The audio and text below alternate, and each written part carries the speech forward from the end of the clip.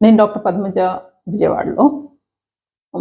మనము ప్రెగ్నెన్సీలో మదర్‌లోను, బేబీలోను అయ్యే మార్పుల గురించి కన్వర్జేషన్ నడుస్తూ ఉంది. ఇంతకుముందు వీడియోస్‌లో ప్రెగ్నెన్సీని 3 భాగాలుగా చేస్తే ఫస్ట్ 12 వీక్స్ గురించి చెప్పాము. 12-28 గురించి చెప్పాము. ఇప్పుడు 28 నుంచి 40 వీక్స్ మధ్యలో వాట్ ఆర్ ద థింగ్స్ మనం చూసేవేంటి, మనకొచ్చే ఇన్ఫర్మేషన్ ఏంటి, డాక్టర్స్ ఎందుకు చూస్తున్నారు, ఈ వివరాల గురించి చేయటానికి ఈ వీడియో మీకోసం చేస్తున్నాను. మనము ప్రెగ్నెన్సీ ఎప్పుడు కూడా లాస్ట్ మెన్స్ట్రువల్ పీరియడ్ ఎక్కడి నుంచి వచ్చిందో చూసుకుని delivery date, expected date of delivery అక్కడి నుంచి 40 వీక్స్కి ఇస్తాం. ఈ ఫస్ట్ 12 వీక్స్ ఫస్ట్ ట్రైమెస్టర్ అంటాము. 12-28 వీక్స్ని సెకండ్ ట్రైమెస్టర్ అంటాము. 28-40 వీక్స్కి థర్డ్ ట్రైమెస్టర్ అంటాము. ఈ టైంలో బేబీ గ్రోత్ ఇట్లా ఉంటుంది. సో ఈ ఫస్ట్ 12 వీక్స్లో అండము, స్పర్ము ఫర్టిలైజ్ అయిన సింగిల్ సెల్ నుంచి బేబీ ఆర్గన్స్ మొత్తము తయారయ్యి బేబీ గర్భసంచిలో మాయ ఎస్టాబ్లిష్ అయ్యి మదర్ గర్భసంచి దీనికి అడ్జస్ట్ అయ్యి బ్లడ్ ఫ్లో పంపించడం వరకు మోస్ట్ ఇంపార్టెంట్ ఈవెంట్స్. ఇక్కడ నుంచి ప్రతి ఆర్గన్ సిస్టము కూడా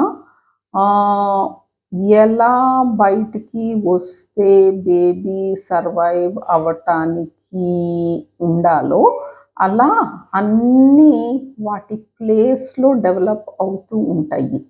అవన్నీ బేబీ ఇంతే ఉంటుంది కనుక చిన్నగా ఉంటాయి. 28 వీక్స్ వచ్చేసరికి గ్రోత్ చాలా పెరుగుతుంది.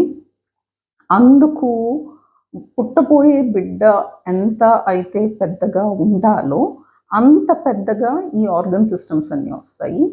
అలానే కాకుండా ఒక్కొక్క సిస్టము మనకి ప్రతి వారము గడుస్తున్న కొద్దీ బయటికి వస్తే తల్లి సపోర్ట్ లేకుండా ఇండిపెండెంట్గా బ్రతకటానికి, తన పనులు తను చేసుకోవటానికి ఎట్లా ఉండాలో అలా మెచ్యూరిటీ వస్తూ ఉంటుంది.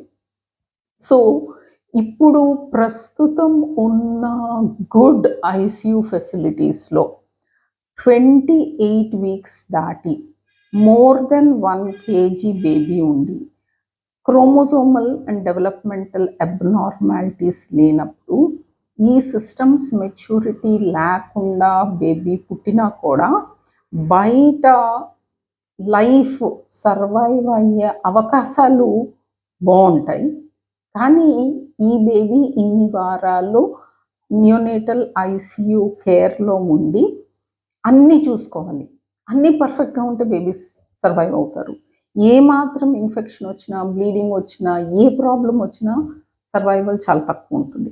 అందుకు మాకు 28 వీక్స్ తర్వాత బేబీ బయట బ్రతకగలదు అన్న కాన్ఫిడెన్స్ ఉంటుంది కాబట్టి అన్ని మెజర్స్ చూసుకుంటూ ఉంటాం.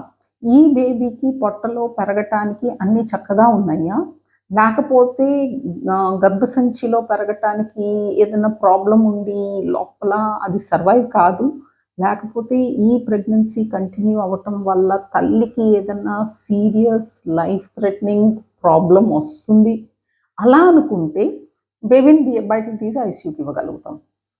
కానీ గుర్తుంచుకోండి, ప్రాబ్లమ్స్ రాకుండా ఉండటము 37 వీక్స్ కంప్లీట్ అయ్యే వరకు ప్రెగ్నెన్సీ లోపల కంటిన్యూ అయిన వాళ్ళల్లో 195 మంది బేబీస్ ఐసీయూ కేర్ లేకుండా సర్వైవ్ అవుతారు.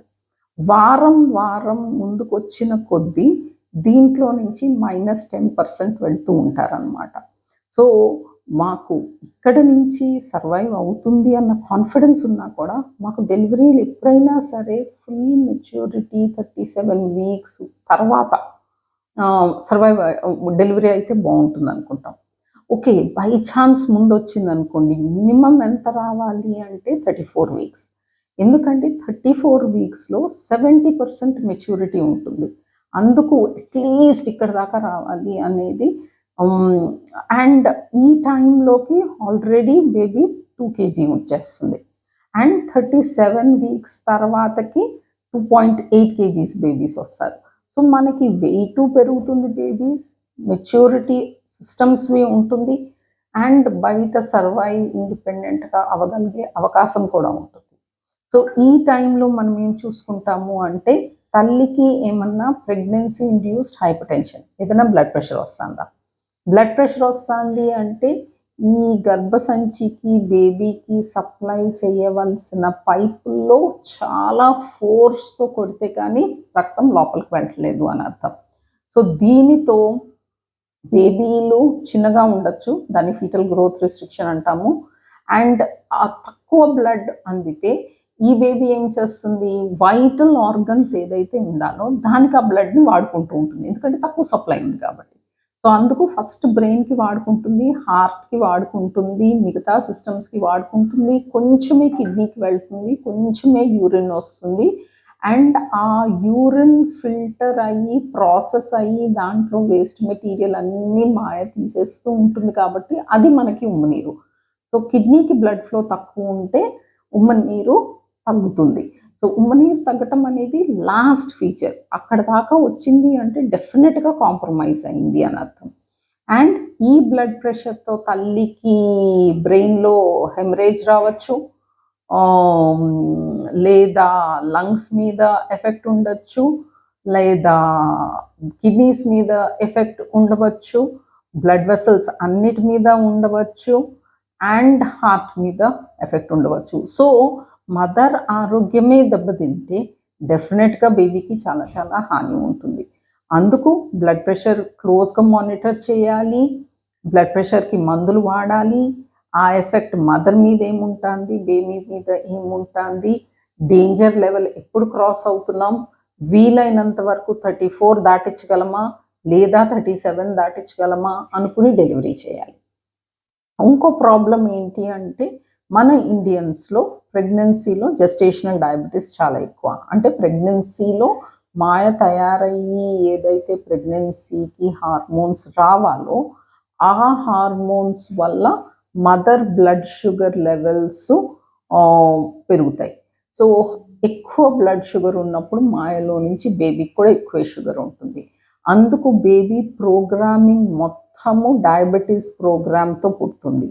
అందుకు అది ఏమన్నా ఉందా, అలా ఏదన్నా ఉంటే స్ట్రిక్ట్ డైట్ మెషర్తో అండ్ ఇన్సులిన్తో తినకుండా అప్రాక్సిమేట్లీ 90, తిన్న తర్వాత అప్రాక్సిమేట్లీ 140 మనం మెయింటైన్ చేయగలిగితే కాంప్లికేషన్స్ చాలా చాలా తక్కువ. ఇంకొక ప్రాబ్లం ఏంటి అంటే మాయ ఎలా పనిచేస్తుంది, దాని పొజిషన్ను బర్త్ ప్యాసేజ్కి ఎంత దగ్గరలో ఉంది. కొంతమందికి కింద ఉంటుంది. ఇది మనము ఫస్ట్ 3 monthsలో చూస్తే అది పెద్ద సిగ్నిఫికెంట్ కాదు, కానీ పెరిగేసరికి కూడా ఇది చాలా కిందకు ఉంది అనుకోండి. డెలివరీ టైంలో మాయ సెపరేట్ అయితే బేబీది మదర్ది బ్లడ్ చాలా పోతుంది కనుక అది చాలా లైఫ్ థ్రెటనింగ్ కాంప్లికేషన్ అవ్వచ్చు. కొంతమందికి మాయ ముందు విడిపోతుంది. సో కొంతమందికి ఇంతకు ముందు ఆపరేషన్ అయిన వాళ్ళకి మాయ అదే చోటు ఉంటే అది గట్టిగా లోపల అతుకుపోయి మనకి క్లీవేజ్ ప్లేన్ అంటాం, అది దొరకకపోవచ్చు. దాన్ని ప్లాసెంటా ఎక్రీటా స్పెక్ట్రమ్ అంటాం. సో ఈ ప్రాబ్లమ్స్ చూసుకుంటూ ఉంటాం. అండ్ నెమ్మదిగా గర్భసంచి 37 కంప్లీట్ అయ్యే టైంకి ఈ బేబీ మెచ్యూర్గా ఉంటుంది కనుక బయటికి రావటానికి రెడీ అయ్యి డెలివరీ ప్రాసెస్ కొంత చూసుకుంటూ ఉంటుంది. సో ఈ టైంలో ఏం చూస్తున్నాము అంటే మదర్ బ్లడ్ ప్రెషర్ ఎంత ఉంటుంది, మదర్ది షుగర్ ఎంత ఉంటుంది, మదర్ది హిమోగ్లోబిన్ ఎంత ఉంటుంది.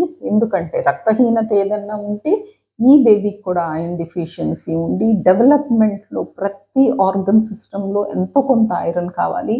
అవి కరెక్ట్గా డెవలప్ అవ్వకపోతే మనం పుట్టిన తర్వాత వాటిని రిపేర్ చేయలేము, ఎందుకంటే డెవలప్మెంటల్ మోడలే డిఫరెంట్ ఉంటుంది కాబట్టి.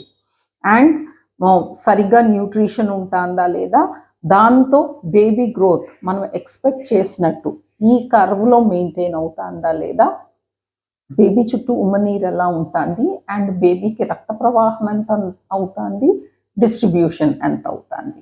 సో ఇవన్నీ క్లోజ్ మానిటరింగ్ చేసినప్పుడు 100% ప్రాబ్లమ్స్ మనం అర్లీగా పట్టుకుని వాటికి కరెక్ట్ ట్రీట్మెంట్ ఇచ్చి క్లోజ్గా ఫాలో అప్ అయితే కాంప్లికేషన్స్ వచ్చే అవకాశాలు చాలా తక్కువ.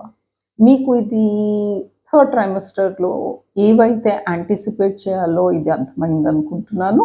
ఏదైనా డౌట్స్ ఉంటే మళ్ళీ మాకు కింద వీడియోలో కామెంట్ సెక్షన్లో